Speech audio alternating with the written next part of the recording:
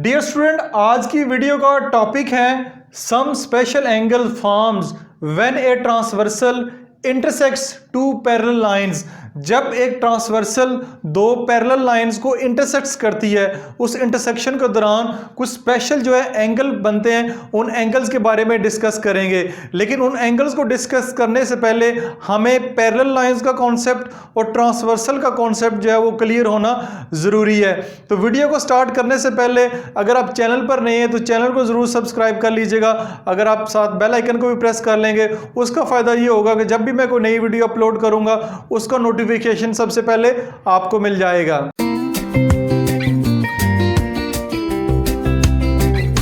सबसे पहले अभी पैरेलल लाइंस का जिक्र करेंगे। पैरेलल लाइंस क्या होती हैं, उसकी डेफिनेशन भी मैंने लिखी हुई है और एग्जांपल के तौर पे कुछ पैरेलल लाइंस को ड्रा भी किया हुआ है। Parallel lines, if two lines lying on the same plane never meet, touch और intersects at any point, then these are called parallel lines. अब इसकी ट्रांसलेशन करते हैं उर्दू में। If two lines lying on the same plane, एक ही plane के ऊपर दो लाइंस को ड्रा करें, नेवर मीट, वो कभी भी आपस में मीट ना करें, आपस में इंटरसेक्ट ना करें, आपस में टच ना करें। जिस तरह की ये दो लाइनें आपको नजर आ रही हैं एक प्लेन के ऊपर, इनको चाहे इस तरफ आगे फॉरवर्ड कर लें, चाहे इस तरफ आगे फॉरवर्ड कर लें, जितना मर्जी इनको फॉरवर्ड कर लें, लेकिन किसी भी एक पॉइंट पे ये आपस में मीट नहीं करेंगी, ना ही टच करेंगी और ना ही इंटरसेक्ट करेंगी। ठीक है, any point, these are called parallel line. इनको हम पैरेलल लाइंस कहते हैं। जिस तरह के आप जाने, अगर रोजमर्रा लाइफ में एग्जांपल लें तो ट्रेन की दो पटरियां होती हैं, वो एक पैरेलल लाइंस की शक्ल में ही मूव करती हैं, कभी भी आपस में टच नहीं करती। मैं एक रूम में खड़ा हूं, रूम में जो दीवारें हैं, ठीक है, वो बिल्कुल पैरेलल हैं एक दूसरे के, जितना मर्जी उनको आगे फॉरवर्ड कर लें वो आपस में कहीं भी टच नहीं करेंगी। तो ऐसी लाइंस को जो है पैरेलल लाइंस कहा जाता है। फॉर एग्जांपल ये मैंने दो लाइनें ड्रा की हैं, इसके अलावा ये दो लाइनें ड्रा की हैं, ठीक है, ये दो लाइनें पैरेलल्स हैं और ये दो लाइनें आपस में पैरेलल है, ठीक है, गुजर रही हैं। कौन सी लाइनें पैरेलल नहीं हो सकती? बिल्कुल, यानी कि स्ट्रेट लाइन तो होना जरूरी है, लेकिन वो अगर स्ट्रेट लाइन इस तरह हो, यानी एक स्ट्रेट लाइन जो है इस तरह करके है, ठीक है, और एक स्ट्रेट लाइन जो है इस तरह करके है, लाइनें दोनों ही स्ट्रेट है, ठीक है, ये भी लाइन स्ट्रेट है, ये भी लाइन स्ट्रेट है, लेकिन जब इसको आगे फॉरवर्ड करेंगे, ठीक है, जैसे ही आगे मूव करेंगे तो आपस में ये टच कर जाएंगी, जैसे ही टच करेंगी तो ये फिर पैरेलल लाइंस नहीं रहेंगी। इसकी एग्जांपल ऐसे भी ले सकते हैं, ठीक है, ये भी दोनों स्ट्रेट लाइन है, इस तरफ ये मूव करेंगी तो टच नहीं करेंगी, लेकिन इस तरफ मूव करेंगी ये दोनों लाइंस आपस में टच करेंगी। ये तो हो गया पैरेलल लाइन का कॉन्सेप्ट। अब बात करते हैं ट्रांसवर्सल क्या होती है। Transversal, a transversal is a line. Transversal basically एक लाइन होती है that pass through two lines in the same plane at two distinct points. यानी ट्रांसवर्सल बेसिकली एक लाइन ही होती है, ठीक है, लेकिन वो लाइन किस में से पास होती है? दो पैरेलल लाइन में से पास होती है, दो एक मुख्तलिफ पॉइंट्स में से। एक पॉइंट ये वाला है, ठीक है, और एक पॉइंट ये वाला, ये दो लाइंस आपको नजर आ रही है पैरेलल लाइंस, उसमें से एक ट्रांसवर्सल लाइन जो है, एक लाइन गुजर रही है दो अलग-अलग पॉइंट से, एक पॉइंट ये, एक पॉइंट ये है। तो ऐसी जो लाइन होती है उसको ट्रांसवर्सल कहते हैं। ट्रांसवर्सल एक भी हो सकती है, ये भी बेसिकली दो ट्रांसवर्सल ही हैं, दो पैरेलल लाइन में से दो ट्रांसवर्सल गुजर रही हैं, लेकिन हम ये भी एक ही ट्रांसवर्सल का जिक्र करेंगे कि जब भी दो पैरेलल लाइन में से एक लाइन दोनों लाइंस को कट करे, ठीक है, तो वो उसकी ट्रांसवर्सल कहलाती है। तो ट्रांसवर्सल जब गुजरती है तो आपके पास कुछ एंगल्स बनते हैं, उन एंगल्स का 1 2 3 4 मैंने लिखे हुए हैं। Vertically opposite angle, corresponding angle, alternate interior angle और इंटीरियर एंगल। इन चारों एंगल्स को आज हमने डिस्कस करना है कि एंगल कौन कौन से होते हैं और इनकी एप्लीकेशन के तौर पे कौन कौन से क्वेश्चन आते हैं। जैसे कि आपको नजर आ रहा है यहाँ पे 8 एंगल बन रहे हैं, 1 2 3 4 5 6 7 8। इन 8 एंगल में से कौन से एंगल कॉरस्पॉन्डिंग एंगल है, कौन से एंगल वर्टिकली अपोजिट एंगल है, कौन से एंगल अल्टरनेट एंगल है और कौन से एंगल इंटीरियर एंगल है। इन एंगल्स को बारी बारी डिस्कस करेंगे, क्योंकि इन एंगल्स के साथ मुख्तलिफ किस्म के क्वेश्चन आपको पेपर में पूछे जाते हैं, तो इन सब एंगल्स को आप डिस्कस करते हैं।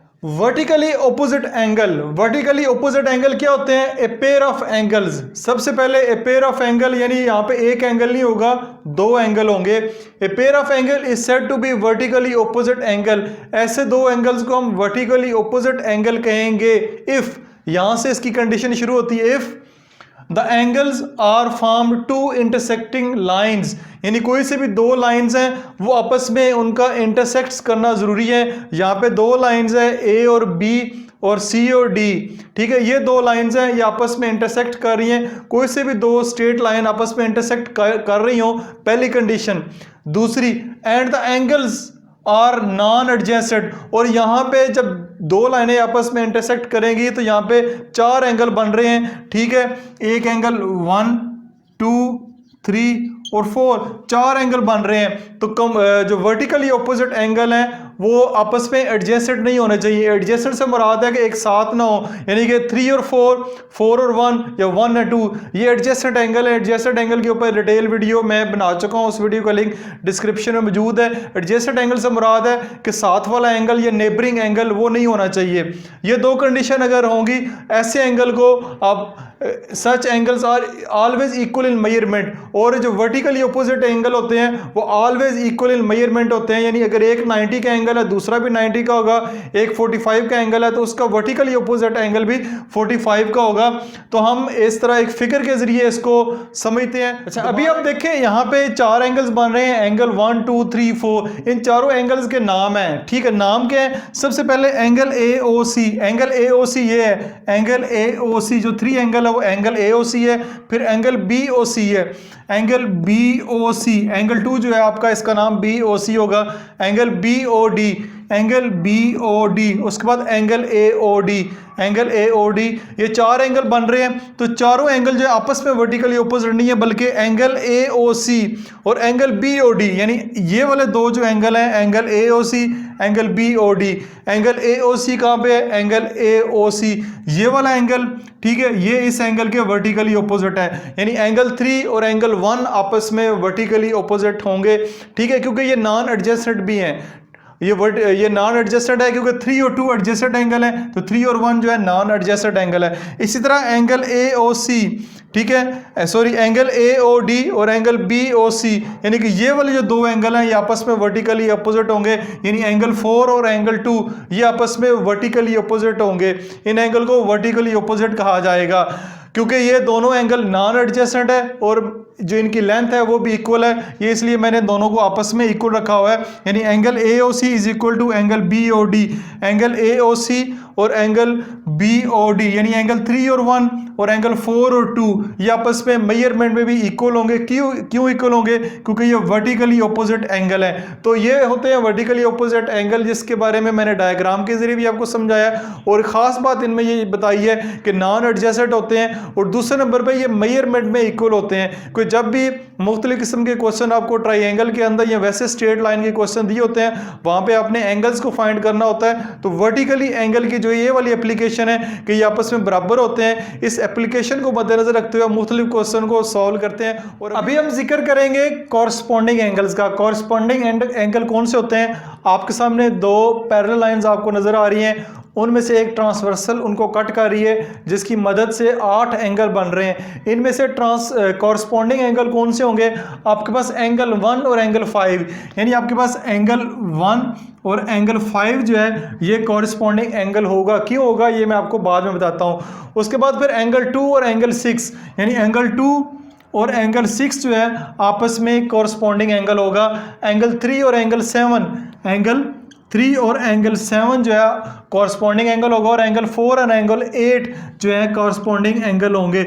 इस डायग्राम के अंदर ये वाले 4 एंगल जो 4 पेयर बनते हैं कॉरस्पॉन्डिंग एंगल के, ये आपको पता चल गया, ये मैंने बता दिए हैं। कुछ ना कुछ आइडिया अब आपको हो गया होगा कि इनमें कोई ना कोई तो खास बात है जिसकी वजह से ये कॉरस्पॉन्डिंग एंगल है। थोड़ा सा सोचेंगे, सोचने के बाद आपको पता चल जाएगा, लेकिन मैं साथ साथ बता भी दूंगा कि इनमें ऐसी कौन सी खास बात है जिसकी वजह से इनको एंगल 1 को एंगल 6 के साथ कॉरस्पॉन्डिंग एंगल का पेयर क्यों नहीं बनाया।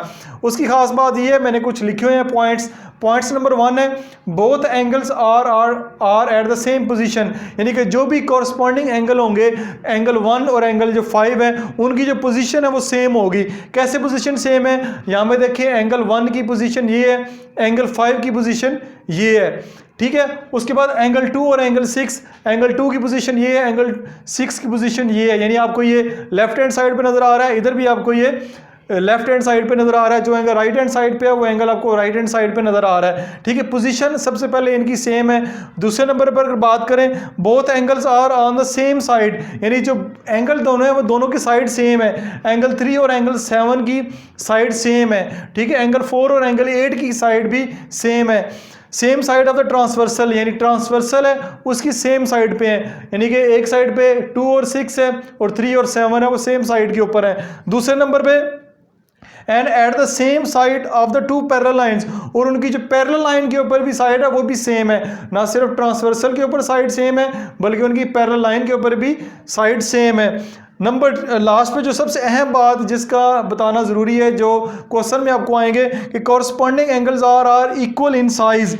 ठीक है, are in equal in size भी आपने लिखना है कि ये साइज में भी आपस में बराबर होते हैं। इक्वल का वर्ड इधर आएगा कि जितने भी कॉरस्पॉन्डिंग एंगल हैं, चाहे एंगल 1 है एंगल 5 के बराबर होगा, एंगल 2 एंगल 6 के बराबर होगा, एंगल 3 एंगल 7 के बराबर होगा, एंगल 4 एंगल 8 के बराबर होगा। ये सारे एंगल आपस में बराबर होंगे क्योंकि ये कॉरस्पॉन्डिंग एंगल है। ये मैंने आपको जो इनकी एप्लीकेशन या जो इसमें लॉ है ये भी आपको बता दिए कि कॉरस्पॉन्डिंग आपस में बराबर होते हैं। कॉरस्पॉन्डिंग एंगल का उम्मीद आपको समझ आ गई होगी। अब जरा गौर से देखें, यहाँ पे 8 एंगल है। 8 एंगल में से अगर कोई भी एक एंगल आपको दिया हुआ है, एक एंगल आपको दिया हुआ है, तो बाकी 7 एंगल जो है आप फाइंड कर सकते हैं। ये बेसिकली इस तरह क्वेश्चन आते हैं जो बात बताना चाह रहा हूँ कि अगर आपको corresponding angle, vertically opposite angle, alternate interior angle और इंटीरियर एंगल का पता है, तो उनमें से कोई भी एक एंगल अगर आपको दिया हुआ है, बाकी 7 के 7 एंगल जो है आप फाइंड कर सकते हैं। इसलिए इस टॉपिक को जरा गौर से समझिएगा ताकि मजीद जो क्वेश्चन आपके लिए आसान हो जाएं। अभी हम जिक्र करेंगे अल्टरनेट इंटीरियर एंगल। आप इनकी हेडिंग पे नोट कर लें, alternate interior angle. Interior angle कौन से होते हैं? जो एंगल अंदर आ रहे हैं, ठीक है, ये वाले एंगल, और फिर उन एंगल का अल्टरनेट, यानी अभी हम जिक्र करेंगे सिर्फ एंगल 4, एंगल 3, एंगल 5 और एंगल 6 का, क्योंकि यही इसके अंदर है। और अल्टरनेट कौन कौन से हैं, जैसे देखें 3 के अल्टरनेट यानी अपोजिट साइड पे ये वाला एंगल जो है वो 5 है, और एंगल 4 के अपोजिट एंगल 6 है। तो यही आपके अल्टरनेट इंटीरियर एंगल होंगे। The pair of angle 4 and 6, यानी एंगल 4 एंड एंगल 6, ठीक है। उसके बाद एंगल 3 एंड एंगल 5, ठीक है। Both are on the opposite side, यानी इनकी साइड भी अपोजिट है of the transversal and between the two parallel lines. Side भी अपोजिट है ट्रांसवर्सल के, लेकिन between the two parallel lines हैं, तो ये आपके अल्टरनेट इंटीरियर एंगल कहलाएंगे, ठीक है। इनको अल्टरनेट इंटीरियर एंगल कहेंगे। अब इनकी खास बात क्या है, अल्टरनेट इंटीरियर एंगल्स आर, ठीक है, ये आपस में ये अल्टरनेट इंटीरियर एंगल जो है वो इक्वल इन साइज होते हैं। जैसे कॉरस्पॉन्डिंग एंगल के बारे में पता, आखिरी जो स्टेटमेंट है ये जानना जरूरी है कि अल्टरनेट इंटीरियर एंगल होते कौन से हैं और उसके बाद ये आपस में इक्वल भी होते हैं, क्योंकि जब तक ये आपको नहीं पता होगा आप इसके जो क्वेश्चन होंगे वो आप सॉल्व नहीं कर पाएंगे। लास्ट पे अभी हम जिक्र करेंगे इंटीरियर एंगल्स। इंटीरियर एंगल कौन से होते हैं? Angle 4 and angle 5, angle 4 and angle 5, उसके बाद angle 3 and angle 6, angle 3 and angle 6। ये जो दोनों पेयर हैं आपके इंटीरियर एंगल कहलाएंगे। क्यों कहलाएंगे? Both the pair of angles are on the same side, यानी सेम साइड के ऊपर है। एंगल 4 और एंगल 5 सेम साइड पे हैं, एंगल 3 और एंगल 6 सेम साइड पे हैं ऑफ द ट्रांसवर्सल, ठीक है। And the between the two parallel lines, same side है और पैरेलल लाइंस के दरमियान में, बिटवीन में, इसलिए ये वाले जो एंगल हैं 4 एंड 5 एंड एंगल 3 एंड 6 आपके these angle are called interior angles, इनको इंटीरियर एंगल कहेंगे। अब ये एंगल्स जैसे कि बाकी angles corresponding angle, alternate interior angle आपस में इक्वल थे, लेकिन ये ऐसे नहीं है। Interior angles are supplementary. Interior angle जो है सप्लीमेंट्री होते हैं। सप्लीमेंट्री से मुराद ये है कि 180 के बराबर होंगे, और एड अप टू 180, यानी एंगल 4 और एंगल 5 को जब आप ऐड करेंगे तो आंसर आपका 180 आएगा, या एंगल 3 और एंगल 6 को आप ऐड अप करेंगे तो आपका आंसर 180 आएगा, या इसको सप्लीमेंट्री एंगल भी कहा जाता है। तो ये भी क्वेश्चन में आपने यूज करना जब आपको मुख्तलिफ किस्म की प्रॉब्लम्स दी होंगी एंगल फाइंड करने के लिए। तो एंगल 4 और 5 का सम अप करेंगे तो आपके पास 180 आंसर आएगा। और साथ आपने जब क्वेश्चन सॉल्व करेंगे साथ लिखेंगे कि ये वाले जो एंगल है इंटीरियर एंगल है, ठीक है। साथ आपने वो चीज़ बतानी है कि ये 180 के बराबर क्यों है। तो इस तरह आज के दिन हमने सीखा कि पैरेलल लाइंस क्या होती हैं, ट्रांसवर्सल क्या होती है। जब दो पैरेलल लाइन में से एक ट्रांसवर्सल गुजर रही हो तो जितने भी एंगल्स बनते हैं, कॉरस्पॉन्डिंग एंगल है, वर्टिकली अपोजिट एंगल है, इंटीरियर एंगल है और अल्टरनेट इंटीरियर एंगल है, इनकी खसूसियात भी पढ़ी हैं और इनके बारे में पहचाना भी है इनके कि कौन सा एंगल कहाँ पे दिया हो, उसमें क्या खास बात है कि वो ये वाला एंगल होगा। उम्मीद आज का टॉपिक आपको अच्छे तरीके से समझ आया होगा। कमेंट सेक्शन में ज़रूर बताइएगा। वीडियो अगर अच्छी लगी है इसको लाइक कर दें, शेयर कर दें। अपना ख्याल रखिएगा। खुदा हाफिज़।